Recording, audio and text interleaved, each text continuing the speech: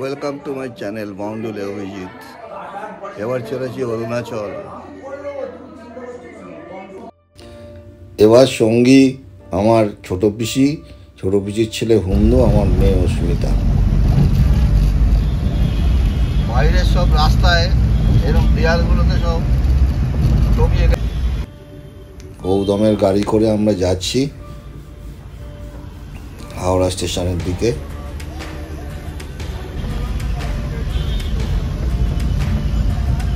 Howrah station চত্বরে গাড়ি ঢুকে পড়েছে।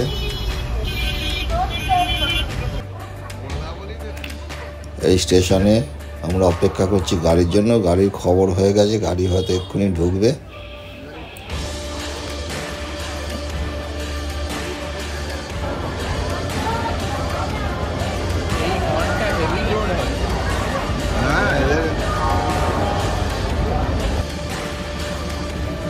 গাড়ি ঢুকছে। আমরা 4:20 সরাইঘাট এক্সপ্রেস ধরে গুয়াহাটি যাব এবং গাড়ি পাক্কা 4:20 ছেড়ে দিয়েছে। পরন্ত সূর্যের কে সাক্ষী করে আমরা হাওড়া স্টেশন ছেড়ে বেরিয়ে গেছি। আমাদের টিকিট হয়েছে RAC, যার ফলে আমি একটু আগেই শুয়ে ঘুমিয়ে নিলাম। রাত্রে একটু কষ্ট হয়েছে।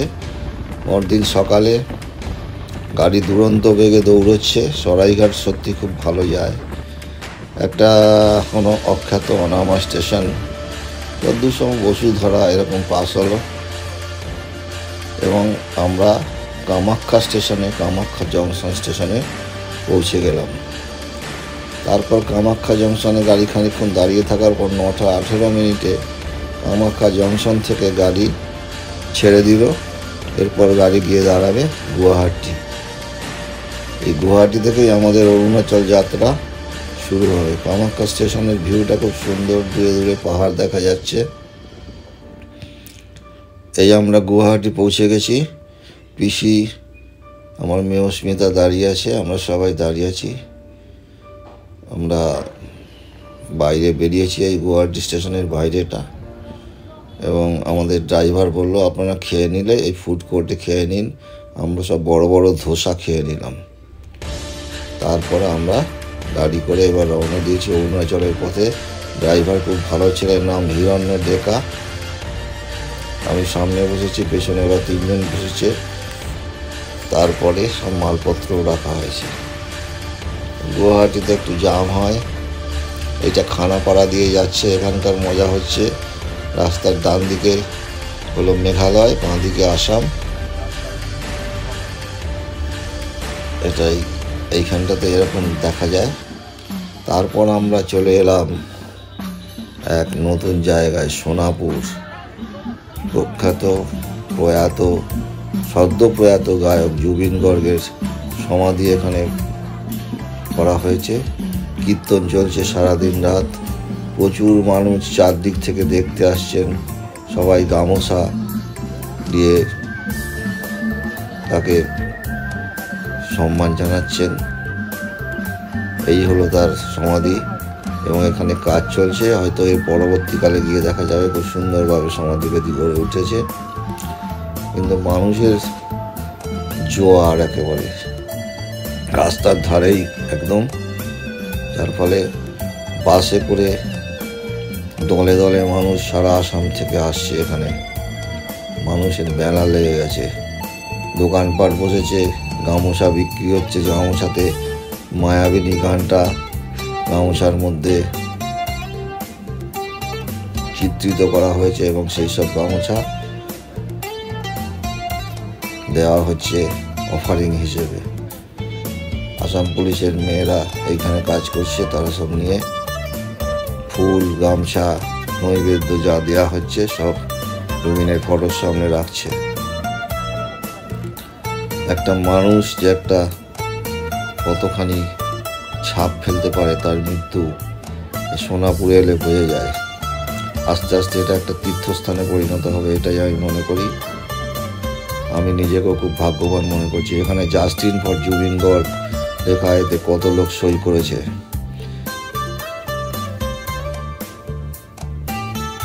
এই জুবিনের নানান ছবি, নানান মুহূর্তের ছবি দিয়ে জায়গাটাকে সাজানো হয়েছে। জুবিনের শেষ ছবি ওই অরিজিনালের, এইটা হলো জুবিনের ছবি। তারপর সোনাপুর থেকে আমরা আবার অগ্রসর হলাম। এরপর হিরণ্য আমাদের নিয়ে এলো নওগাঁর ভেড়াভেড়ি গ্রামের মহামৃত্যুঞ্জয় শিব মন্দিরে। গুয়াহাটি থেকে প্রায় 120 কিলোমিটার দূরে নওগাঁয়ের ভেড়াভেড়ি গ্রামে এর স্থাপনা করেন আচার্য ভৃগুগিরি মহারাজ, কারণ এখানেই গুরু শুক্রাচার্য মহামৃত্যুঞ্জয় মন্ত্র উচ্চারণ করেছিলেন। 2003 সালে মন্দির স্থাপনা শুরুতেই হয়, তারপর অনেক প্রকৌশলীর সাহায্যে এবং সবশেষে ইঞ্জিনিয়ার নারায়ণ শর্মার দ্বারা এর ডিজাইন ও নির্মাণ সমাপ্ত হয়। এই মন্দিরের বিশেষত্ব হচ্ছে এটি একটি প্রকাণ্ড শিবলিঙ্গের আকৃতির। সম্ভবত এটি পৃথিবীর বৃহত্তম শিবলিঙ্গ, প্রায় 126 ফুট উঁচু। 2003 সালে এটি স্থাপনা শুরু হয়, কিন্তু প্রাণ প্রতিষ্ঠা মহোৎসবের মাধ্যমে 22 থেকে 25 ফেব্রুয়ারি 2021 পূজা শুরু হয়। 108 যজ্ঞকুণ্ড স্থাপনা করে প্রায় 250 জন তামিল পুরোহিত এর প্রাণ প্রতিষ্ঠা করেন। তারপর 26 ফেব্রুয়ারি 2021 এই ভবনের ভক্তদের জন্য খুলে দেওয়া হয়। 28 এপ্রিল 2021 আসামে একটা 6.7 রিক্টার স্কেলের ভূমিকম্প হয়েছিল। তাতে এর 126 ফিট উঁচুতে খালি একটু অল্প ক্র্যাক দেখা যায়, আর কোনো ক্ষতি হয়নি।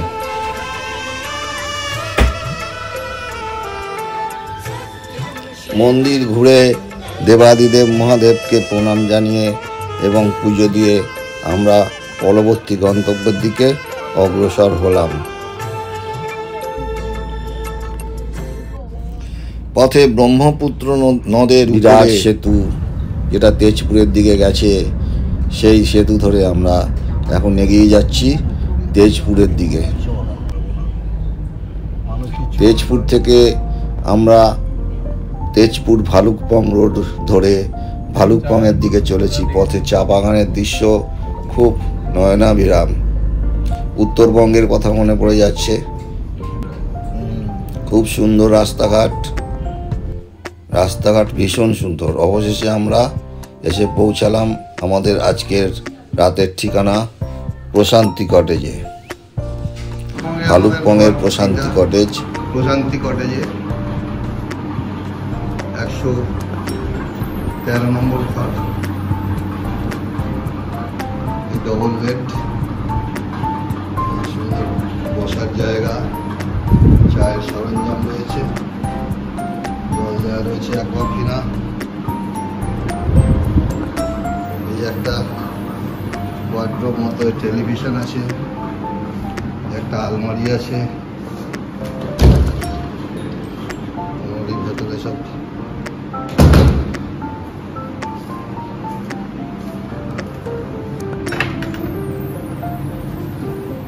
এদিকে বারান্দা।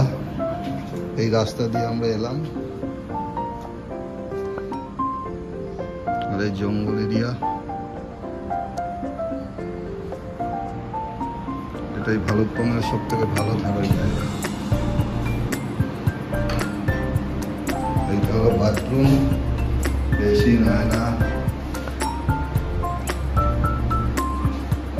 শাওয়ার, গিজার,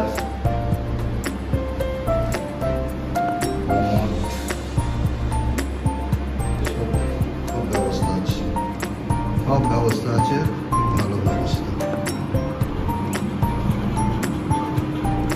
এসি নেই এখানে, এসির অভাব আছে, কারণ এখানে এসি লাগে না।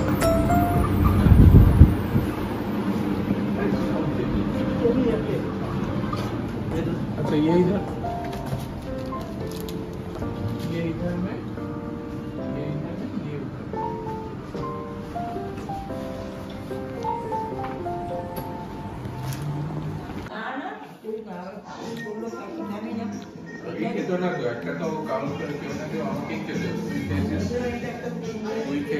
চাউমিন খাওয়া হচ্ছে সন্ধ্যেবেলায়, আর মুজি ব্রেড অমলেট খেয়েছে, খাওয়া হয়ে গেছে।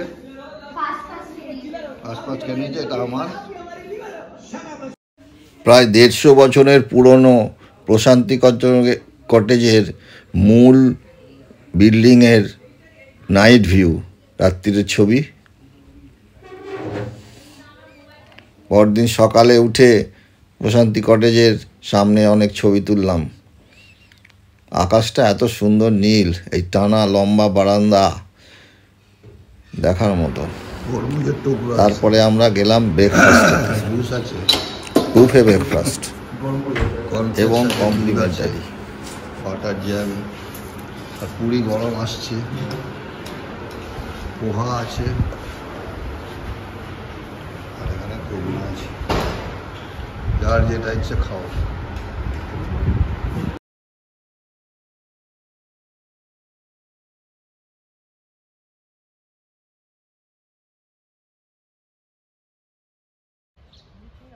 প্রশান্তি কটেজের ভেতরটা ভীষণ সাজানো গোছানো, সবুজ সবুজ আর সবুজ। ভীষণ ভালো লাগবে প্রশান্তি কটেজে থাকতে।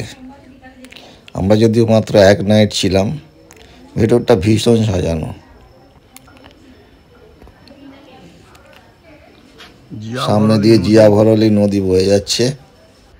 দিনের বেলায় আকাশটা কি সুন্দর, পাহাড় আর নদী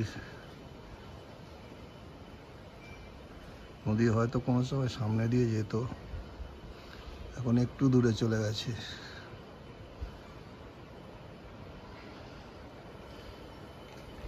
নদীর আওয়াজ কানে আসছে, ওই দূরে দেখা যাচ্ছে।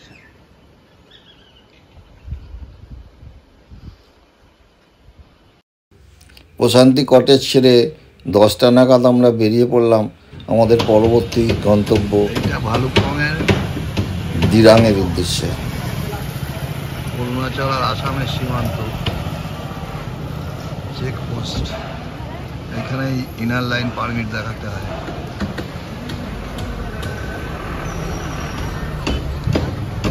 চেক নাকাটা দেখা যাচ্ছে।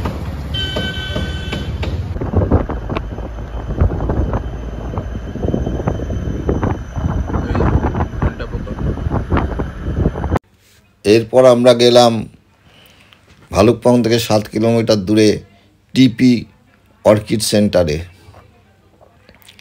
প্রায় 10 হেক্টরের ওপর জমিতে এখানে বিভিন্ন রকমের প্রায় 1000 প্রজাতির অর্কিড দেখতে পাওয়া যায়, এবং বিশাল বিশাল বড় বড় গাছ আছে।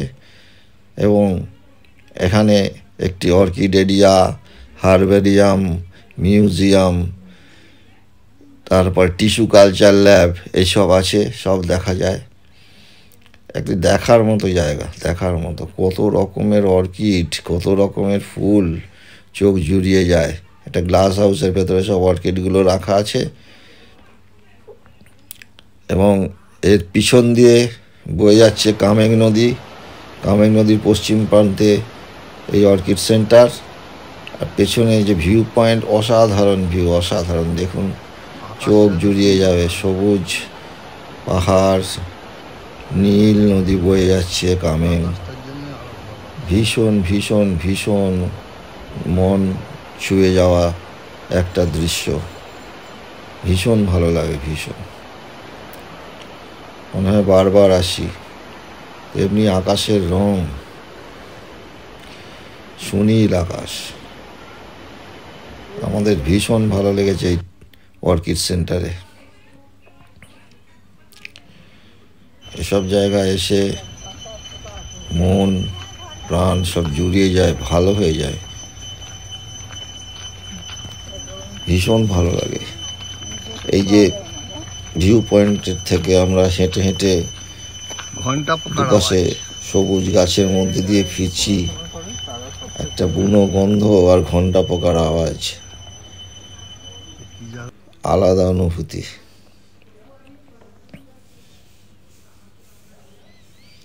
এইদিকে হচ্ছে মিউজিয়াম, অর্কিড মিউজিয়াম ঠিক মতো ঘুরে দেখলে অর্কিড সম্বন্ধে প্রচুর জ্ঞান লাভ করা যায়। খুব সুন্দরভাবে সব কিছু বিবৃত আছে। অর্কিড সম্বন্ধে যারা লেখাপড়া করেন বটানি নিয়ে, তাদের পক্ষে এই জায়গাটা আদর্শ জায়গা লেখাপড়া করার।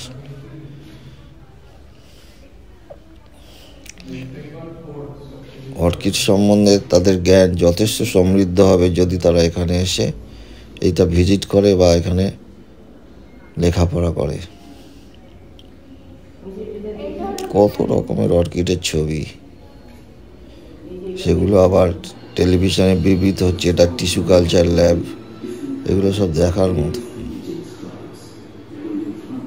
টিপির অর্কিড সেন্টার মানে one of the best must watch centre of Arunachal Pradesh বলে আমি মনে করি। সবার এটা খুব মনোযোগ দিয়ে দেখা উচিত। কি সুন্দর সুন্দর অর্কিড দেখুন, এখানে সব আছে। খালি ছবি নয়, জ্যান্তও আছে। বাগান ঘুরে ঘুরে দেখতে হবে, কোথায় কোনটা আছে সব লেখা আছে, কিন্তু ঘুরতে প্রচুর টাইম লাগবে। সময় হাতে করে নিয়ে আসলে সব দেখা যাবে। তারপরে গিয়েই আমরা একটা ছোট্ট জলপ্রপাতের সামনে দাঁড় করালো আমাদের ড্রাইভার হিরণ্য। নিজে থেকেই সব দেখাচ্ছে, আমাদের কিছু বলতে হচ্ছে না। এটা আমাদের খুব ভালো লেগেছে। এই কামেং নদী বয়ে যাচ্ছে নিচ দিয়ে, এটাও একটা ভিউ পয়েন্ট এসে দাঁড় করিয়েছে। নয়নাভিরাম দৃশ্য, যেদিকে তাকাবেন নয়নাভিরাম দৃশ্য, চোখ জুড়িয়ে যাবে সবুজ নীলে। এটা হচ্ছে শেষা ঝর্ণা জলপ্রপাত। আরেকটি জলপ্রপাত পথে পড়লো, হিরণ্য দাঁড় করালো, আমরা দেখলাম, ছবি তুললাম। খুব সুন্দর জলপ্রপাত, ছোট্ট অথচ সুন্দর। এরপর পড়ে গেল নেপিচু টানেল। এই টানেলের পর টানেলটার জন্য অনেকটা ডিস্টেন্স শর্ট হয়ে গেছে। এইরকম টানেল অনেক তৈরি হয়েছে এদিকে। এটা স্ট্র্যাটেজিক দিক থেকে তো খুব স্পর্শকাতর জায়গা। চাইনিজ বর্ডার, টিবেট খুব কাছে, যার ফলে এখানে মিলিটারিদের যাতায়াতের পথ যাতে সুগম থাকে, বর্ডার রোড অর্গানাইজেশনের এবং সৈনিকদের সহায়তায় এখানে পরপর টানেল এবং সুন্দর সুন্দর রাস্তা করে উঠছে। এরপর দাঁড়ানো হলো ডুডুল থারপা লিং বলে একটা পাহাড়ের ওপর একটা বুদ্ধ মন্দিরের সামনে। অনেক সিঁড়ি বেয়ে এটা উঠতে হয়, খুব কষ্ট করে উঠেছি। এখানেও সেই ওপর থেকে চারদিকের দৃশ্য খুবই সুন্দর। এই হলো বুদ্ধ মূর্তি ওপর, মানে এতটাই সুন্দর জায়গাটা। তলা থেকে তো খুব উঁচুতে উঠতে পারবো কিনা ভেবেছিলাম, কিন্তু সবাই মিলে উঠেছি। পিসি খালি নিচে বসেছিল। পাহাড়ের ওপর থেকে এই যে নদী বয়ে যাচ্ছে, কি সুন্দর জায়গা, রাস্তা,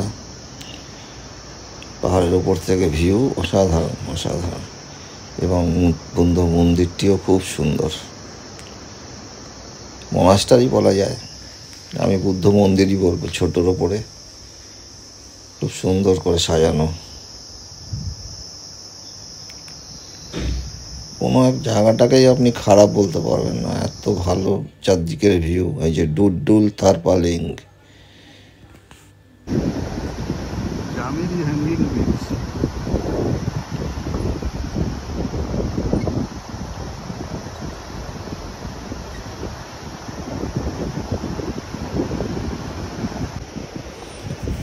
এরকম হ্যাঙ্গিং ব্রিজ পাহাড়ের প্রায় সব জায়গাতে এরকম দেখতে পাওয়া যায়।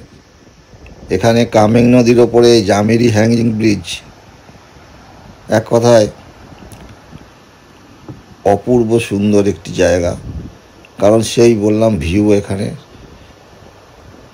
চোখ জুড়িয়ে যাওয়ার মতো। নিচ দিয়ে কামেং নদী বয়ে যাচ্ছে, আর দুল দুল করে দুলতে দুলতে আমরা এপার থেকে ওপারে যাচ্ছি। ব্রিজের বহু পুরনো ব্রিজ।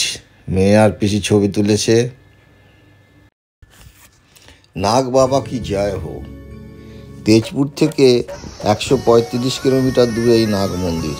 কিংবদন্তি আছে যে ভালুকপং থেকে 99 থেকে 100 কিলোমিটার অংশের রাস্তা যখন তৈরি হচ্ছিল, তখন প্রায়শই দেখা যেত দুটি কেউটে সাপ পাহাড়ের উপরে যে জল জমে থাকে তা পান করতে আসে। একদিন এক শ্রমিক পুরুষ নাগটিকে মেরে ফেলে। তারপর থেকে শুরু হয় নানা অশান্তি। কাজের সময় সামনের পাহাড় থেকে পাথর বোল্ডার গড়িয়ে পড়তে শুরু করে। সাপের কামড়ে লোকজন মারা যেতে শুরু করে। মহিলা সাপটিকে ভয়ঙ্করভাবে ফুঁসতে থাকে। মহিলা সাপটি তার জুড়িদারকে যে মেরেছে তাকে মারার জন্য। তখন ঠিক ওইখানে 91 RCC বর্ডার রোড অর্গানাইজেশনের মিলিটারি সদস্যরা এই নাগ মন্দির স্থাপনা করেন। অনেকগুলি সিঁড়ি ভেঙে উপরে উঠতে হয়, তারপরে শান্তি ফিরে আসে। প্রতি বছর নাগ পঞ্চমীর দিন দূর দূরান্ত থেকে মানুষ এখানে ভিড় করে আসেন। 91 RCC ভান্ডারা দেয়। চারিদিকের দৃশ্য বহমান টেঙ্গা নদী অপূর্ব। এবার লাঞ্চের জন্য বিরতি।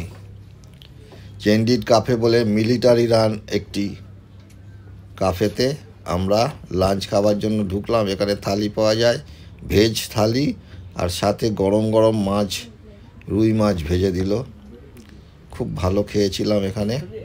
জায়গাটিও খুব অসাধারণ, খুব সফিস্টিকেটেড, আর মিলিটারিরা সার্ভিস করছে, যার ফলে খুব সব কিছুর মধ্যে একটা সুন্দরের ছাপ আছে। চেন্ডিট কাফে, এখানে স্থানীয় কিছু লোকাল স্কুলের ছেলে মেয়ে পিকনিক করতে এসেছিল, তারা সব কাফের মধ্যে খেলাধুলো করছে। এই হলো চেন্ডিট কাফের ছবি। ভেতরে সুন্দর পার্ক করা আছে, ভালো টয়লেট আছে, বাইরেও বসেও খেতে পারেন। ফুচকা, মোমো, চাউমিন, নানা রকম চাইনিজ আইটেম। এসে পৌঁছালাম দিরাং বুটিক কটেজে। ছোট ছোট কটেজ, একদম নদীর পাড়ে, ডবল বেড,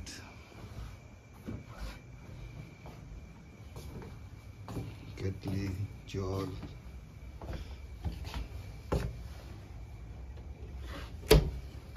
আলমারি,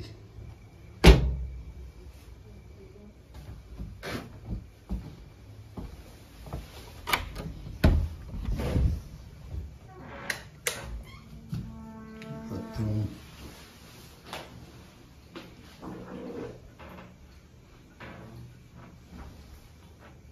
geyser, everything is there. অসুবিধা নেই। ওদের ঘরে একবার ওই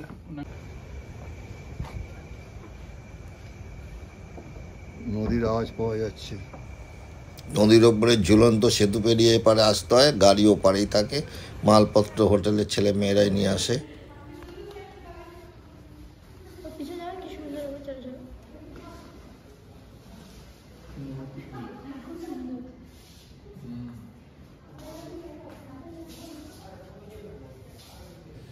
এটা ওদের সুন্দর ডাইনিং হল।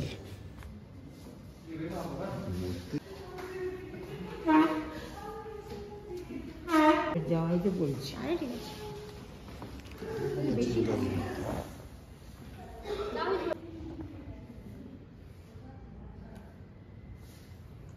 এই মূর্তিগুলো কোথাও পাওয়া যায়, দেখতে হবে, জিজ্ঞেস করি। স্টোরি বানাও,